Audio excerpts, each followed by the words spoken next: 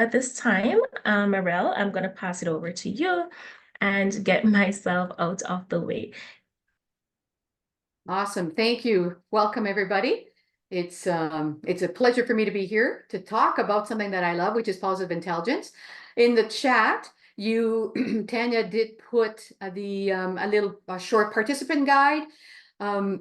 Just, print that off. I've sent both copies, both a PDF and a Word, so you can, if you got the Word there, you can type straight into it. I'll be asking you questions throughout. Pardon me.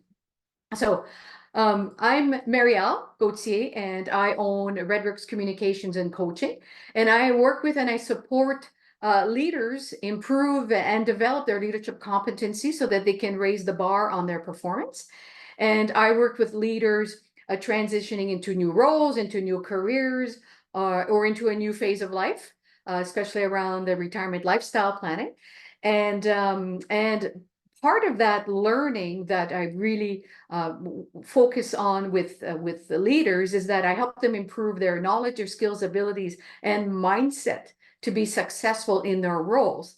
And so speaking of mindset, then part of that is building their mental fitness muscles for more happiness, better productivity, improved relationships, and better health as well. So I just want to give you a little bit of background around positive intelligence and my experience. It's that for me, it's not just a program I teach, it's a program I live every day. And my journey has been somewhat remarkable. So a little bit of background is that as I was introduced to positive intelligence in 2021, and I was very intrigued by positive intelligence because of the neuroscience within the modality, because my coaching foundation is based on neuroscience, so helping individuals think about their thinking. But it was my intention to only use the work for me and my personal growth. But I just couldn't help myself to integrate it into the coaching. And the reason for that was that once I became aware of the saboteurs, I could hear them everywhere. I could hear them in every coaching conversation I was having with clients. So then I would gently introduce my clients to positive intelligence. And it has absolutely jet rocketed my conversations with leaders. So my aspirations for positive intelligence, what did I want out of it? I wanted to feel more at peace. I wanted to feel less stressed and worry less. And I absolutely, I'm still working on it, but absolutely, I'm so happy with the progress I've made. I worry less, which has decreased my stress, and therefore I feel more at peace.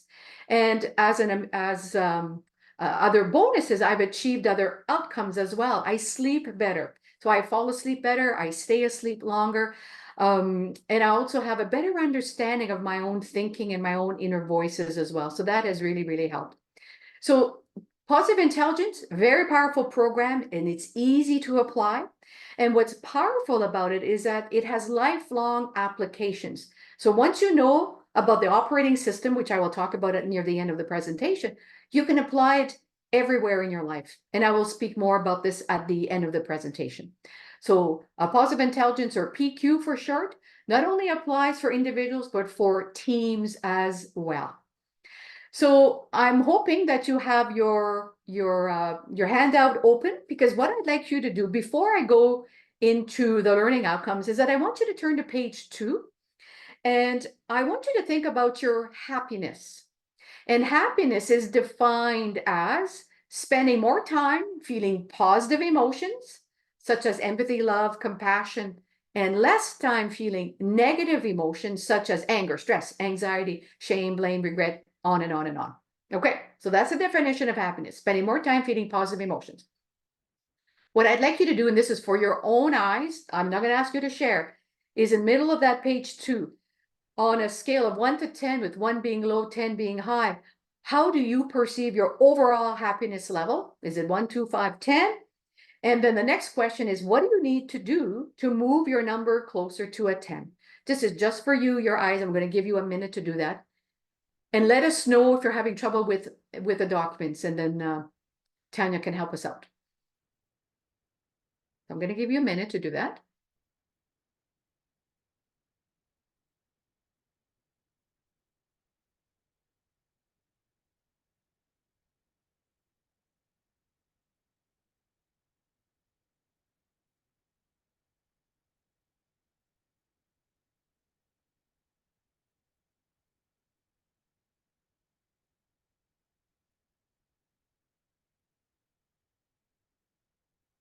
Okay. So I hope that you were able to give yourself a number. So learning outcomes for today, they are at the top of page 2. And I'm going to talk about, well, what is mental fitness? We're going to look at the neuroscience behind mental fitness. We're going to look at the 3 core muscles that are the root of it. I'm going to introduce you to the saboteurs and the sage powers. We're going to look at the sage perspective. And then I want a very brief overview of what the operating system looks like. And then I'm going to give you one technique to be able to quiet down the saboteurs and activate the sage. So those are the learning outcomes. So this quote here is by Shirzad Chamine. He's the author and the creator of Positive Intelligence. And now I'm going to introduce you to him in just the next slide.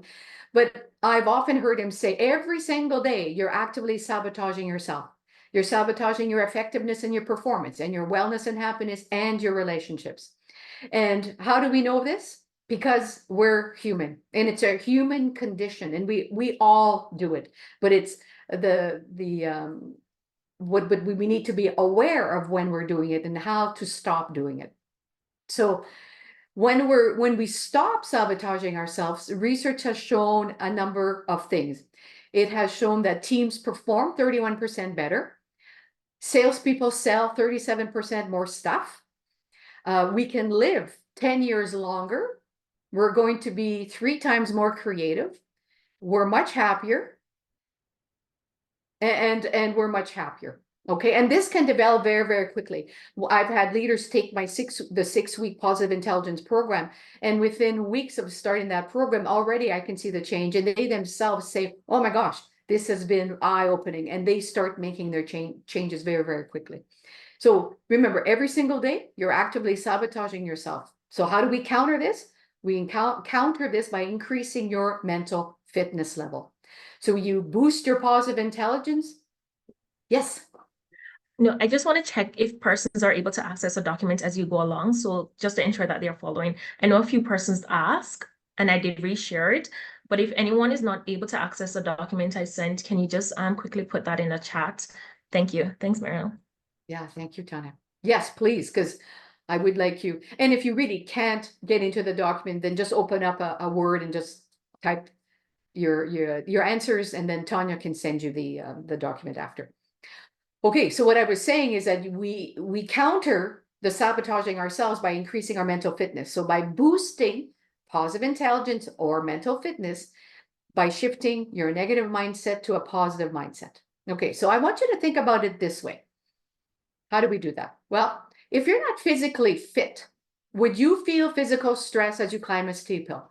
So if somebody a few of you can put that in chat, yes, no, would you feel physical stress as you climb a steep hill if you're not physically fit?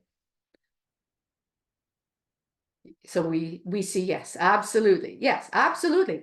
You would feel what? Your heart rate would go up. You would start breathing hard. You'd sweat. And of course, depending on the grade. And of course, I happen to picked an image that has a very, very, very steep grade, right? So here you're wall climbing, right? So it's the same thing with mental fitness. So if you're not mentally fit, you will feel mental stress. And what is mental stress? What does that look like? Well, that's anxiety, that's frustration, that's unhappiness, and much more as you face life's challenges. And there's one thing I want to share with you is this research here. 80% of people score below the minimum level of mental fitness required for peak performance and happiness. So that means that only like 20% of us walking around at peak performance and we're happy. Wow. And when I first saw this, I was blown out of the water. 80%, that's so high. Okay. But the great news is that with recent breakthroughs in neuroscience and technology, you can improve your mental fitness significantly within the 6 weeks of practice. Like I just mentioned, even within 2 to 3 weeks, I've noticed people have really improved their mental fitness within a very, very short period of time. So mental fitness, let's look at the definition of it. And you can write that down on page 2. So the definition of mental fitness is this. It's your capacity to respond to life's challenges with a positive rather than a negative mindset. So negative mindset is getting stressed, upset, anxious, and I'm going to, you'll see lots of these different negative emotions in the presentation. But it's a state of well-being where you can effectively manage all your emotions, you can handle your stress, and maintain a positive mindset. And it involves developing a number of things, developing resilience, self-awareness, and focus amid all of life's distractions. So what's the impact of that? Well, the impact is peak performance, it's peace of mind and wellness, it's healthy relationships. So there's less tension and less conflict. So this is what positive intelligence is all about, learning how to self-sabotage, as well as being able to navigate the stressors of life with more ease, okay? And when we become more resilient and able to bounce back from setbacks much quicker and easier, we're able to handle or take those negative situations and intercept the self-sabotaging behaviors before they grab hold of your mind and take you down that road of negativity, fear, stress, anxiety, and onwards. So the author of Positive Intelligence is this man here, Shirzad Chamine, and he is a Stanford lecturer, and he's written a book called Positive Intelligence, and it's been a world, it is a best-selling, New York Times best-selling. And he has done research, like he just didn't, he didn't go away on a retreat one weekend and come back with this. He's done research. There is a foundation of research, including discoveries from positive psychology, including performance science, neuroscience, also cognitive behavioral psychology. Okay, so these are these are the sciences under the foundations that build mental fitness. Okay, and I'm going to take you through that mental fitness today. And the research includes results from a number of sources. It includes hundreds of CEOs and their executive teams. It includes Stanford students, world-class athletes, 1 million participants from over 50 countries, and YPO families and forums. And YPO stands for Young Professionals Organization. So this is not just North American research, but it's global. It's global research in nature. And all this information is summarized in his book. And what this started with was that Shirzad was looking for doing factor analysis research. And what is that? Well, basically, that's the root cause. What are the root cause of the things which result in simplification of whatever problem you're looking at? So it's a technique that uses to reduce a large number of variables into a fewer number of factors.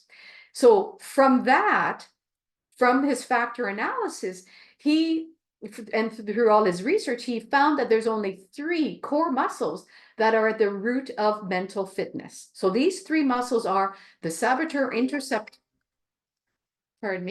the saboteur interceptor muscle, the sage muscle, and the self-command muscle. And we're going to go through each one of these in the presentation. Okay, so 3 muscles only. So it really, really simplifies mental fitness. Okay, so keeping the factor analysis in mind, he found that there were only 10 negative mental patterns, and he calls this the saboteurs. And the saboteurs are those voices in your head that sabotage you. They're their negative mindset. And the good news is that most of us only have a few of these to worry about that we really have to tackle. And then on the positive side of things, at the root of it, there are only 5 positive mental patterns. And he calls this the 5 sage powers. And the sage is your true self or your true essence. And it is who you are meant to be. And that's the counterpart of the saboteurs. And I'm going to get into each one of these in a few minutes. So let's talk about some neuroscience behind these negative and positive mental patterns. So inside our mind, there's a constant war raging between the saboteurs and our sage mind. And the neuroscience for the saboteurs is that the saboteurs live in the region of the brain that we call the survival brain or the fight or flight brain. And it's made up of the brainstem, the limbic system, and parts of the left brain. And this part of the brain and the saboteurs, they're neurochemically wired to feel stress and unhappiness. right? They just can't help themselves. And this region is completely different from where the sage lives. And the sage powers live in the region of the brain that we call the thrive brain, and it's made up of the middle prefrontal cortex, the empathy circuitry, and the parts of the right brain. And what's important to understand is that we have two brains. They're wired very differently, and depending on the region of the brain that's activated, that will make all the difference in the world, how you respond to life's challenges. So this is what positive intelligence or mental fitness is all about, to look at the balance of power between negative and positive in our mind. So if you want to feel consistently happier, you must learn to strengthen your sage brain and weaken the saboteur brain. So it's a matter of neurochemical science, okay? So through all of this, what becomes evident is that your saboteurs, they're going to motivate you through negative emotions. And what are some of those emotions? Well, they're fear, stress, anger, guilt, shame, insecurity, and on and on and on.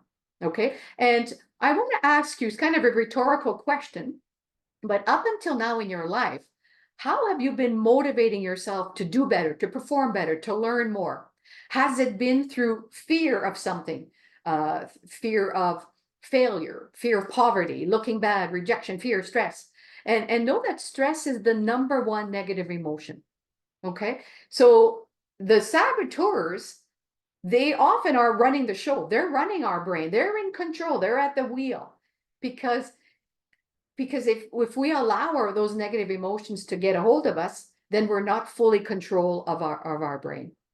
But if you think about the sage brain will motivate you through positive emotions such as empathy, curiosity, creativity, passion, and purpose. Okay. So it makes a huge difference in how you motivate yourself. And it's important to understand how you're being driven. Are you being pulled with the sage positive mindset? Are you being pushed through the saboteur's negative emotions? Okay. So let's take a look at the impacts, okay, the impacts of this. So your 10 saboteurs, they might generate some success. And I'm sure if we had a chat, you'd say, but I need the saboteur, I need the saboteur, and that will come up in a little bit later. So you might generate success, but you're not necessarily going to generate happiness. You might not have peace in your heart. You might not love yourself unconditionally. And you may be constantly waiting to see if you perform well. Okay. And a lot of people succeed by pushing themselves to improve, perform, succeed through these negative emotions and fear. And again, the problem is that you'll get some success, but you won't feel wellness or happiness in that process. And you won't attain your peak performance using those. And why is that? Again, because the brain just doesn't know how, that part of the brain just doesn't know how to feel happy because it's a survival brain. Okay, it's the fight or flight. But on the other hand, your sage powers or the sage brain generates your highest success and your sustained happiness. And peak performance comes from the positive part of your brain. And an example of that would be, let's say you take a basketball player, right? There's 2 seconds left to the game and they receive the ball. And if they make that ball, they're going to win the championship. And if you don't make that basket, they're going to lose the championship. So what's happening in that athlete's brain? Well, if they're letting the saboteurs run the show, in that moment, they're going to be stressed out. They're going to go, oh my gosh, if I screw up, I'm going to look really, really bad. Everyone's going to hate me. Oh my gosh, I better make this shot, right? So the level of stress is what makes that athlete choke. And the level of stress is what makes that athletes lose easy moves that they would have easily have done in practice. Why? Because the saboteurs are talking. It's getting their stress and their anxiety. So, but when athletes are in the zone, that's when they're in tune with the sage, the sage brain. They get the ball, they're enjoying themselves, they're enjoying the moment, and they just feel joy. And that's what athletes have told Shirzad, that that's when they're in the zone, they're in complete peace and joy as they become extraordinary in that moment of being the best athlete that they can be. They're in the flow, and that comes from the positive mind. So you can achieve a lot from the saboteurs, absolutely. But your highest achievement with ease and flow comes from your sage, and you will be much, much happier along the way. So this, I wanted to include this image. It's kind of an image that includes everything I've just talked about. So where the saboteurs live and the sage lives, the saboteurs will think that things are bad, bad, bad, and it's based on fear and it's highly stressful. They'll motivate you through negative emotions, and it might generate success, but not happiness. And the sage powers, where that lives, motivates you through positive emotions, and it generates highest success of sustained happiness. Okay. Okay. So remember, the regions of the brain, there's two different parts of the brain, and um, they interact very, very differently. They're wired very differently. Okay. So let's talk about now, let's start going into the three core mental muscles. All right. So there are three, as I mentioned. There's the saboteur interceptor, the sage, and the self-command. So we're going to start with the saboteur interceptor. But first we need to know who the saboteurs are so that we can intercept them. All right. So let's start with the judge. Okay. So this is the master saboteur, and it's the original cause of much of our anxiety, distress, and suffering. And it's also much of the cause of our relationship conflicts. Okay. So because the judge has a bias towards noticing, exaggerating, and reacting to the negative, and uses it as a central survival strategy. And because of this key function, the judge is the universal saboteur shared by everybody on this planet, regardless of circumstances or our upbringing. And because of its orientation of finding what's wrong, wrong, wrong, rather than what's right, it's constantly amplifying what's wrong or bad. And remember, all negative emotions come from the saboteurs, and that's how we self-sabotage. So let's take a look at the judge. Okay, so on page 4 in your handout, there are three modalities of the judge. There's the judge of self, judge of others, and the judge of circumstance. Okay, so the first one is the judge of self. And this is your inner critic. So this judge is going to badger you for past mistakes you've made and all of your current shortcomings as perceived by the judge. And I want you to tell me if this sounds familiar to you. It's that voice that wakes you up in the middle of the night and says, "You idiot. What's wrong with you? Why did you do that? Why did you make that stupid mistake yesterday? When are you ever going to learn?"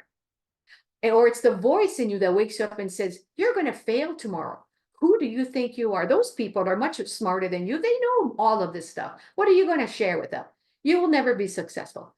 So it's that voice that's constantly berating you for past imperfections and for future failures and stressing you out. So I'm just interested. Are there any of you being woken up by that voice? I will put my hand up. I say yes, for me anyways. Certainly was way more before I started doing this work in positive intelligence. And in fact, you can actually see me in action. I've got some videos on my website that talks about the imposter syndrome, and it's all because of the judge. And have a look at the imposter syndrome, because one of my things that I judge myself of self-imposter was training. God, this is what I do the majority of the time. Have a look, have a look. So that the imposter syndrome. So that's the judge, judging self. The second modality of the judge is judging others. And this is where the judge focuses on what's wrong with others rather than what's right with others.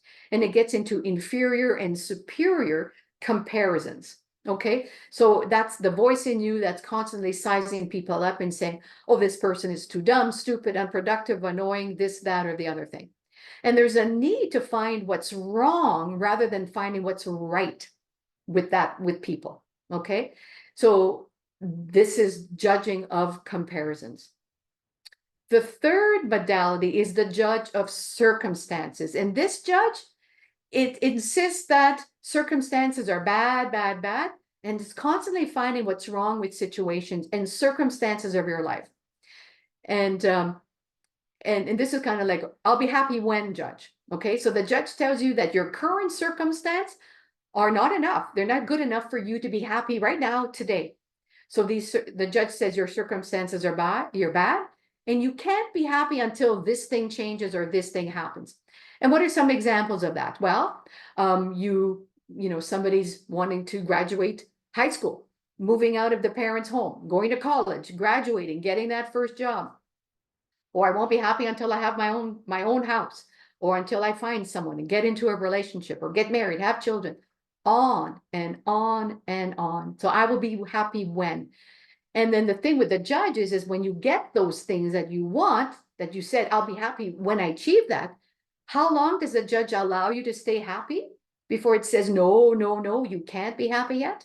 You only be happy when. So it's a constant struggle to always be achieving, because that's the judge is telling you you're only going to be happy when you achieve all these things. So that is all very, very stressful. Okay. And what I'm going to share with you about this judge, about the sage, is that your positive mindset would look at the current situation and not see it as bad and wait for it to be over, but rather enjoy the mountain as you're climbing it. So, as I said, we all experience the judge, the self, others, and a circumstance. We're each going to experience the judge differently, though. Some people will judge themselves more harshly, some will judge others more harshly, or situations more harshly. But you will experience your judge in all three, but just at different levels. Okay, so I'm going to give you a couple minutes. On page 4, I want you to answer the questions under the 3 judge modalities. What is your judge telling you that you can't be happy right now? And if it's not, good for you, and you can write that down. And the next question is, what are you waiting for to be happy today? And again, I won't ask you to share. I'll give you a couple minutes to do that.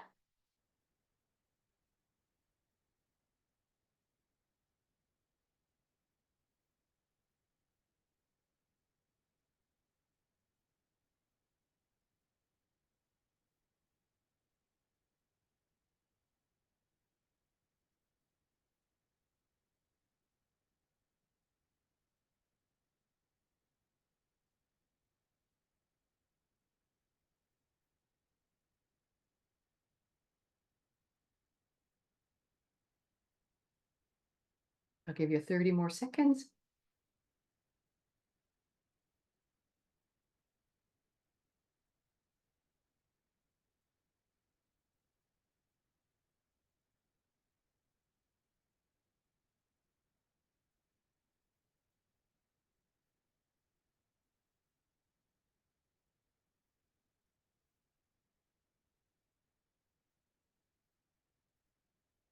Okay. So the thing is that if we just had the judge, we could fight off the judge with our sage. But the judge doesn't play fair. It actually activates accomplice saboteurs. So along with the judge, we have accomplice saboteurs. And this is how we self-sabotage. It's a combination of the judge, any one of those 3, or 2 of the 3, or all 3, and a couple of the accomplice saboteurs. Again, remember, we sabotage our performance, effectiveness, relationships, health, and wellness. So before I introduce you to the saboteurs, I want to make a specific note that although we want to hate those saboteurs, I want to point out that they serve a valuable purpose, because they can be excellent signals to something that needs to be addressed. So if you have any of those negative emotions, we're not just saying, oh, you got to stuff those, you're not going to deal with them. No, no, no, no. It's an alert, and we'll talk about that in a minute, but it's just a signal to say, hey, I'm mad, I'm mad, angry, sad, whatever. And then I need to do something about it. But it's where I'm going to do something about it, which part of the brain I'm going to use. Okay. So the saboteurs are simply overusing a superpower, one of your superpowers, one of your strengths. So it's our job to lower the volume of the saboteurs and increase the volume of the sage, because we'll never completely get rid of our saboteurs. They're with us, but it depends on the volume. Okay, so they serve a purpose. We just simply need to learn to live with them, keep them in line, versus letting them take control of your brain and your mindset. Okay, so you likely all have a primary saboteur, but each of us are going to have aspects of all 10. Okay, so let's meet them. So there's 9 of them, and we're going to quickly go through them, because you do have your description of these in your handout. So I think I see a couple people didn't have their handout, so I apologize for that. as I mentioned, if you can just keep notes on a separate piece of paper, then that would be awesome. Okay, so let's meet each of these. Okay. So the first one is the avoider, and this is one of my top saboteurs. And the avoider focuses on the positive and pleasant in an extreme way. We avoid difficult, unpleasant tasks and conflicts. So the strengths of somebody with an avoider would be we seek peace and harmony. We're easygoing, even-keeled, and we're flexible and adaptable. So the saboteur is taking those strengths and overusing them, okay? Abusing and overusing them. Okay, so keep that all in mind. The controller is another saboteur, and this is where they're anxious and they have this need to take charge and control situations and people's actions to their own will. There's a high anxiety here and impatience when that's not possible. And there's people with this saboteur, their strengths are confident, action-oriented, decisive, willful, persistent, and courageous. Those are all great. Absolutely. We want people to keep those strengths, but there's a fine line between over using and abusing their strengths. So control. The next is the hyperachiever. And this saboteur is dependent on constant performance and achievement for self-respect, self-validation. A lot of this is they'll only love themselves. It's conditional. They'll only love themselves if they achieve this or achieve that. They're highly focused on external success, leading to unsustainable workaholic tendencies. And there's this loss of touch with deeper emotional and relationship needs. And the strengths of the person with the hyperachiever, they're goal-oriented, they're efficient and effective, they're driven, pragmatic, and self-directed. And they can help others achieve their full potential. Awesome things. It's just, again, it's over abusing their strengths. The next one is a hyper-rational. This saboteur has intense, exclusive focus on the rational processing of everything, including relationships. So everything, it comes down to a number or a formula or something, which can't happen with people because we're messy, right? We're not numbers. And folks can be perceived as cold, distant, and intellectually arrogant of that. And again, the strengths are capable of deep insight through objective analysis. They're observant and perceptive. The next saboteur is the hyper-vigilant. This intense anxiety about all the things that can go wrong and the dangers, and it's vigilance that never rests. And the strengths for this person with this saboteur is they're sensitive, they're aware of true risks and dangers, and a lot more. I'm not telling you all of their strengths, but just so you can see that it's an overuse of their strengths. The next one is a pleaser, and this is my other one as well. The higher avoider and pleaser, very high. And this is where we indirectly try to gain acceptance and affection by helping, pleasing, rescuing, flattering others. We lose sight of own needs and becomes resentful as a result. We're so busy doing things for other people that we forget and we don't actually tell people what we need. So then we get resentful because nobody's giving us what we need. So you can see the spiral that can happen. Okay, and the strengths of the person with a pleaser would be empathetic, loving, giving, and tuned into other people's feelings and needs, and can have a high EQ as well. Okay, so we only have a few more. Restless.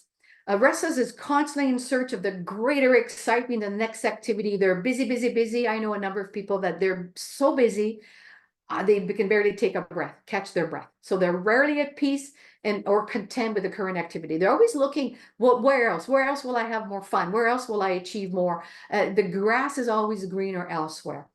The strengths of the restless are high energy, vitality, open, curious, spontaneous, and capable of great productivity and creativity, energizing people. So lots of great strengths, right? But there's a fine line. There's a fine line from being that to restless. The next is stickler. This is your perfectionist. There's a need for order and everything being organized. It's taken too far. And the strengths are principled, being able to bring organization and order from ambiguity and chaos. They're self-disciplined, they're direct and discerning. And then the final saboteur is the victim. There's emotional, temperamental, as a way to gain attention and affection. There's an extreme focus on internal feelings, particularly painful ones. And there is a martyr streak as well. And the strengths are exceptional depth, insight, and sensitivity. So these are all of the saboteurs, and it can be quite a nasty cast of characters, right? Because again, it's overusing and abusing your each of our strengths. But this is how we self-sabotage. It's a combination of the judge and a couple of these accomplice saboteurs. So through Shirzad's research, through that factor analysis, this is who he believes these are the ones that are doing the most damage. So I'm hoping you're starting to think about yourself and go, well, how do I do that? How do I sabotage myself? And I don't want you to feel bad about these saboteurs, because remember, we all have a combination of these master saboteur, the judge, and the accomplice. Okay. So at the bottom of that page, I want you to think about which of the saboteurs resonated the most with you. Again, I won't ask you to divulge. Just let me know, which one do you think resonated the most with you? And you see them there. Avoider, controller, victim, on and on and on.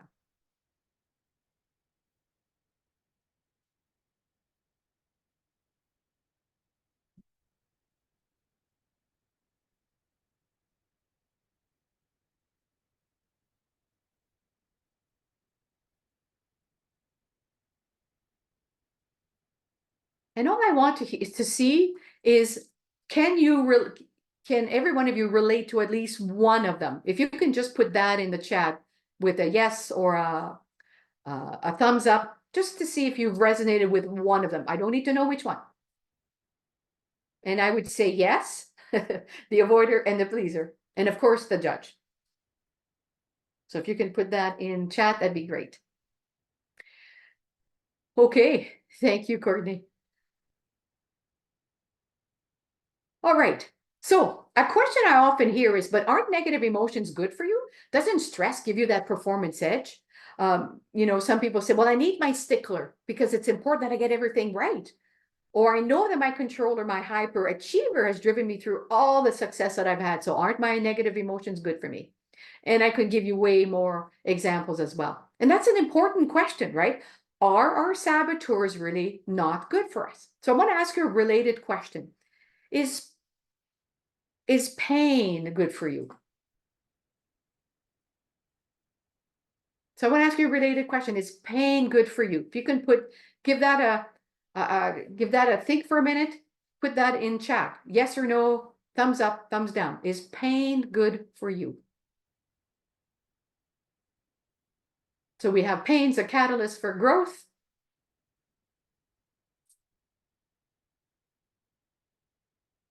Is pain good for you?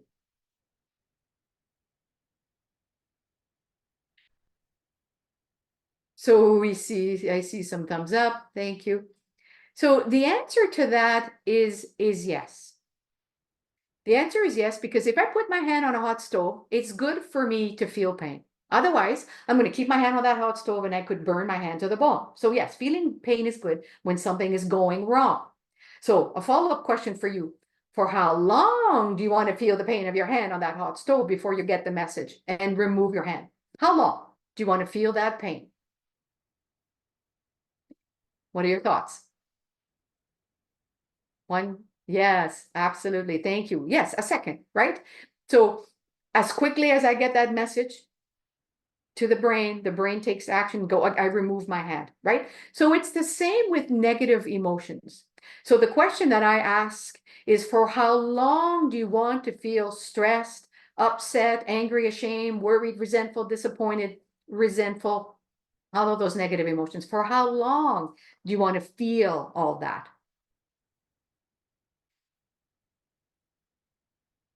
What's your thought on that?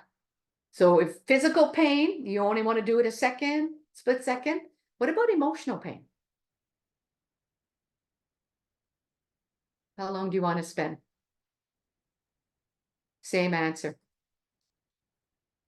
Yeah. So the answer is, oh, you only need, it's only helpful for 1 second. 1 second as that alert signal, the same as the hand on the hot stove, right? So with negative emotions, they're helpful to alert you, right? As I said, we're not stuffing, we're not talking about stuffing down your negative emotions. We're talking about alerting you to, because if you stay there though, that becomes negative. That becomes negative because it's not useful to keep feeling stressed, angry, upset, and on and on and on. Because when you're doing that, your brain goes into tunnel vision, and this region of the brain spirals on negativity. And it's not the part of the brain that's going to help you figure out the best solution. So it hurts your ability to see clearly, to respond with empathy, curiosity, creativity, or laser focused action. So in order to protect yourself, you need to become calm, clear-headed, and laser focused, which uses the positive part of the brain. And this is where you're going to be able to take the best action for yourself. And you're going to be able to manage major crisis and challenge if you have high mental fitness. So negative emotion equals your saboteurs. So at this point, when I started doing this work, when I had a negative thought that says, oh, Marielle, you're not going to be very good tomorrow or whatever. And I would say, okay, thanks. Thanks for showing up. But you're not needed anymore. You're not my friend. So go away. So I was able to interrupt or intercept rather. So I was able to say, being aware that I was having a negative thought. Thank you very much. Go away. Your job is done. So I was able to intercept because now I've discredited those thoughts that are causing all the negative emotions in response. Okay. So that's one way to become more mentally fit, by intercepting your saboteurs better. Okay, so I know I'm going pretty quickly with this. So if you do have any questions, as I mentioned, put them in the Q&A and I'll answer them at the end of our session. So we talked about the saboteur interceptor muscle. We looked at the judge. We looked at all the accomplice saboteurs. Let's talk about the second core muscle, mental fitness, which is the sage muscle. So again, the sage lives in the right part of your brain, associated with positive emotions, peace and calm, clear-headed focus, creativity, and you're able to see the bigger picture. And also, it also operates from the sage perspective. So the sage is your true essence. It's your true self. It's who you were born to be. Okay. And the saboteurs have just put like different filters on top of you. And it operates from a sage perspective. And there are 5 sage powers. Now, before I talk about what the sage perspective is, have you ever had something quote unquote bad happen, and then it turned out that something positive came out of it? Did anything bad happen to you where actually it was actually a good thing? Yes or no in the chat. Okay. Yeah. And it certainly happened to me many times. I've been, I was let go a couple of times, but it actually ended up being the best thing for me, right? So essentially, that's what's the sage perspective. So the sage perspective is that every outcome or circumstance can be turned into a gift and opportunity. So this is, and the greater your mental fitness is, the more you're able to see the gift and opportunity in all things. Okay. And at this very moment, your saboteurs may be thinking, oh my gosh, this is stupid, this is silly, this is dangerous, this is naive. If the saboteurs are being activated, and the saboteurs are very sneaky, they know when you're trying to lower their volume, because then they become louder. Okay. And if you're thinking something along those lines, that's okay. Just notice that. Just notice that. It's your saboteurs starting to kick up a fuss. Okay. So if you believe in the sage perspective, it will become so. If the sage says, I can turn this into a gift and stay curious, positive, and stay in that part of the brain that is creative and resourceful and more productive, you'll get the answers that you need. So whatever you believe, you will be able to create that gift. And an example of that, if you're in the middle of a project and something goes wrong, maybe some mistakes have happened and a failure happens, if your saboteurs come in and say this is bad, bad, bad, you're going to start getting upset, frustrated, stressed, and anxious. And what happens is that your brain's going to start spiraling in the negative. And brains have mirror neurons, which means that negativity, just like positivity, is contagious. So before you know it, your saboteurs have shifted everybody around you on the project to their own negative thoughts and brought out their saboteurs. And before you know it, everybody's upset, stressed, anxious, with everybody running around trying to fix the problem. Will you fix the problem? Maybe, probably, but you will have wasted lots of mental and emotional energy to figure out how to move forward. But if you use the sage perspective, you will use the sage and you go, well, how can we turn this into an opportunity here? Because I believe that everything can be turned into a gift and opportunity. So then you'll be able to use a different part of the brain, the thinking part of the brain, because when your survival brain is activated, it shuts down our prefrontal cortex and we can't make good decisions. Okay. Some of you may have already been listened to me on when I talk about neuroscience with change. And that is what's happening as well. So the question is, which perspective is true? The saboteur that says this is bad, or the sage, this is a gift? And the answer is whichever you believe is true. So the sage mind has 5 powers. Again, this is from the research that Shirzad did. And the sage powers are empathize, explore, innovate, navigate, and activate. And I won't go through the definitions. They're all in your handout. Okay, because I just wanted to just bring them up so you could see what those are. Okay, so that's a very high level view look at the sage muscle. And the last muscle is the self-command. I want to end with the self-command muscle. So as I mentioned a little bit earlier on, what I want you to think about is that you're not in command of your mind, right? None of us are, unless we've really built up our self-command muscle. And again, how do we know this? Well, would we be waking ourselves up in the middle of the night and worrying about things that we can't do anything about? Or if we're waiting for something to happen before we're happy. So if you're not, and also all of your stress and all of your negative emotions are things you wouldn't choose for yourself. So if you're not choosing those things, why is it happening? It's because you're not running your mind, right? You're not running the show. And your mind is being run too often through those saboteurs. And it's doing damage, right? By adding stress, anxiety, poor relationships, on and on and on. So what we want to help with is with the muscle of the self-command. You can observe yourself in one mode, then command your mind to shift to the other. So from saboteur to sage, and that's how we really end up making a difference here. So basically, how do we do that? How do we shift to sage?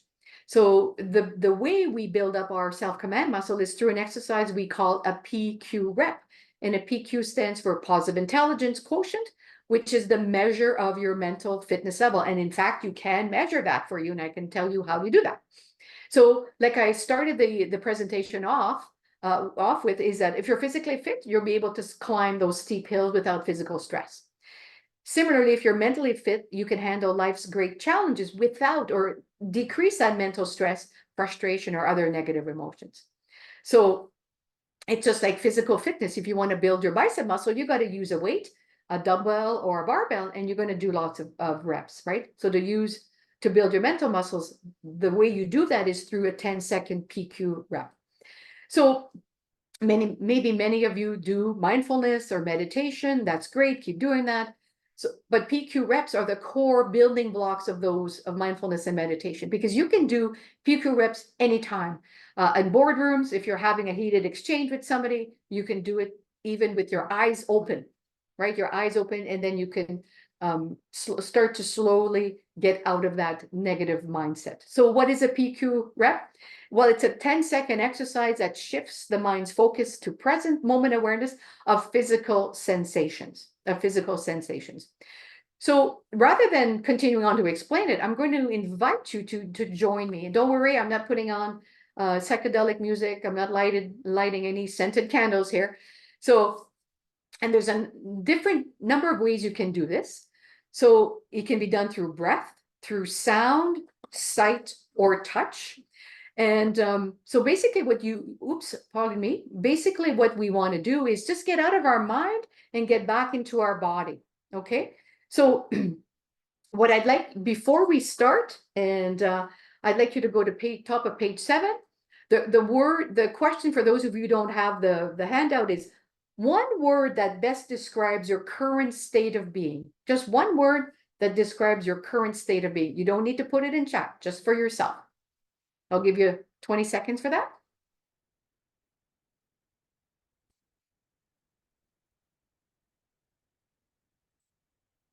Okay, so all I want you to do is I just want you to sit comfortably with your spine straight and relaxed, your head straight, your chest open, and your feet flat on the floor. Just close your eyes if you're comfortable and when you're ready. And we're just going to do some reps with your sense of touch. I just simply want you to rub two fingertips gently against each other with such a tension that you can feel the fingertip ridges on both fingers. Just feel the sensations of touch.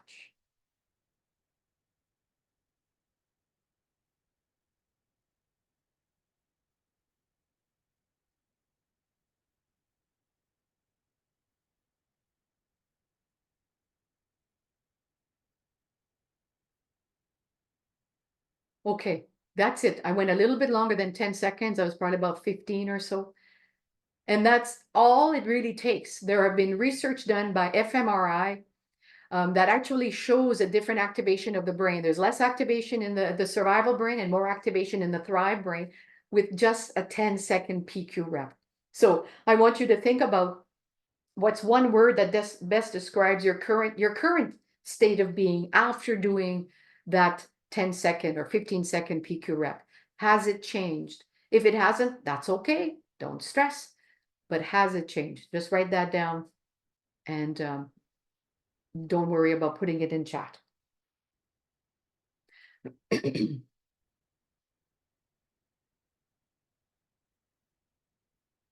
Okay, so that is a very, very quick overview of the three mental fitness muscles.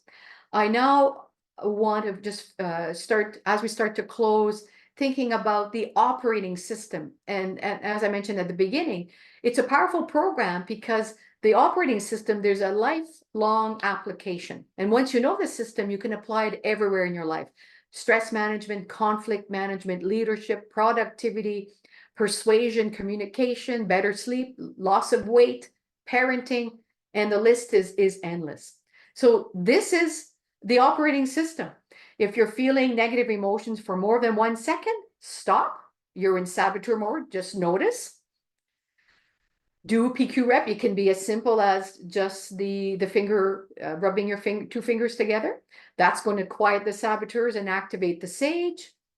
The third step is assume that sage perspective, that every problem can be converted into a gift and opportunity. And then finally, generate the gift by using the sage powers of empathy, curiosity, creativity, passion, and action. Okay, so very, very, very, very simple operating system, but very, very powerful. So the question is it really possible to shift from saboteur to sage response, even in tough challenges? You bet. Absolutely. But the speed and depth of the shift depends on the mental muscle strength. Again, it's like the being in the gym, right? You can lift a 10-pound, probably pretty easy. A 12, yep. 15, you might start feeling it. A 20, oh, now you're really starting to feel it, and on and on and on. So then you would have to go back into the gym and really do more reps at the weight that you couldn't lift. So positive change, lasting positive change requires two things. It requires insight at 20%, and hopefully you've had a few insights today. And it also requires that practice of developing your mental muscles. Okay, it's just like anything, going to a conference or a lunch and learn event like today, you have great ideas, you're super fired up, only in a few days to completely forget what has been said. So 20% insight, 80% muscle, to develop those mental muscles that will make the difference. And how do you do that? Well, as I mentioned, you need initial practice, as little as 15 minutes a day for 6 to 8 weeks. And that really, really will grow your and strengthen your mental fitness muscles. So the three core mental muscles, again, were the saboteur interceptor, the sage, and the self-command. And if you want to continue your mental fitness muscle, there's a number of things you can do. You can take a free saboteur assessment and actually book a free 30-minute debrief with me So just send me a text and I can, or a call or an email. I also offer a half-day saboteur workshop for organizations. That's where I provide a bit of information like today, but we go deeper into each of the saboteurs. And then there's also the 6-week Positive Intelligence Foundation program. And all that information is found on page 8 in your book. And I'm actually starting a new cohort April 27th. If you're interested in jumping in, tired of feeling stressed and negative emotions, let me know by the 22nd, 23rd at the latest, and then we will start not a support group, but an accountability meeting the following week. So your biggest takeaway. So just take a minute and think about, if you can put that in chat as to what your biggest takeaway has been today. The questions are on page 7. What insights might you have had? What was the biggest learning for yourself? And what action do you want to take? So if you I'll give you just a couple of minutes to put that in chat, that'd be great. And then I'll have a few minutes to answer questions. So we have a reminder that happiness is my choice and I need to be aware of my mindset. Thank you. Always be aware of mindset. Yes, sensory perception can help switching. Absolutely. Thank you. So while we're seeing the responses come in, Tanya, are there any questions?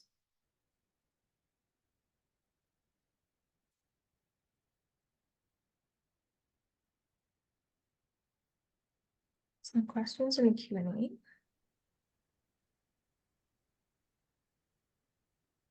No, there's no questions. Awesome. No questions in the Q&A. Awesome. All right. And then we have acknowledging the saboteur and setting it aside. Yeah. I have fun with that. I have a lot of fun. I usually try and take things quite humorous and say, oh, I was wondering when you'd show up, or thanks, but go away. And so I'm going to stop sharing here. So everybody, thank you so much for your attention. It was great. I love to talk about this stuff. If, as I said, if you want more information, please reach out. I would love to chat with you. And I want to thank Wesk for inviting me to speak today. I've really quite enjoyed it. Thank you so much. Indeed. Thank you so much, Morel, for such an informative presentation. And I want to thank everyone who joined us today. As a reminder, you'll be able to view this webinar on our website tomorrow by end of day. I did share the handout in the emails that I have. So if you want to just use it alongside rewatching the video, I think that would be helpful. Our next webinar will be on May 22nd on the topic Empower Yourself, Common Financial Planning Challenges Affecting Women. So if you are yet to register for that, please hop over to our website and get registered. Again, thank you so much, Marielle. Please feel free to reach out to her if this is something that you're skewed towards and you want to know more about. Please reach out to her. Did you drop your email in the chat, Marielle, just in case? Do you want to do that? I can do that right now. It's always a choice. And again, thank you everyone so much and enjoy the rest of your day and your week. I'll see you soon. Thank you. Bye. Thanks, everybody. Bye.